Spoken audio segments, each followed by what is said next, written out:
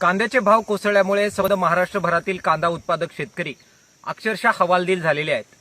उत्पादन खर्च अधिक आणि कांद्यापासून मिळणारं उत्पन्न कमी, अगदी काढणीचा सुद्धा खर्च निघणार नाही, अशा अवस्थेमध्ये संबंध महाराष्ट्रभरातील कांदा उत्पादक शेतकरी आहेत। सरकार ज्या प्रकारे शेतकरी विरोधी हस्तक्षेप वारंवार करतं, कांद्याचे भाव पाडतं, निर्यात बंदी लादतं, त्याच तीव्रतेनं कांद्यात उत्पादक शेतकरी जेव्हा अडचणीत असतात त्यावेळी मात्र मदतीसाठी पुढे येत नाही, ही कांदा उत्पादकांची आज महाराष्ट्रभरातली भावना आहे। देवेंद्र फडणवीस साहेब यांनी 12 रुपयाचं हमी भावाचं आश्वासन जरी दिलेलं असलं तरी सुद्धा त्यातून सुद्धा कांदा उत्पादकांचा उत्पादन खर्च सुद्धा निघणार नाही।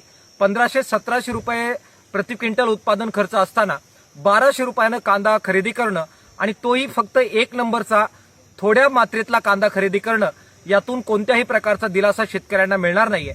आणि म्हणून शेतकऱ्यांच्या या सगळ्या पार्श्वभूमीवर दिलासा देण्यासाठी सरकारने पुरेशी खरेदी कांद्याची केली पाहिजे।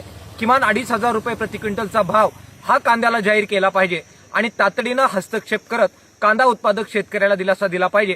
त्यांनी जर तो दिला नाही तर कांदा उत्पादक शेतकऱ्यांचा उद्रेक हा दिवसेंदिवस रस्त्यावर वाढल्याशिवाय राहणार नाही।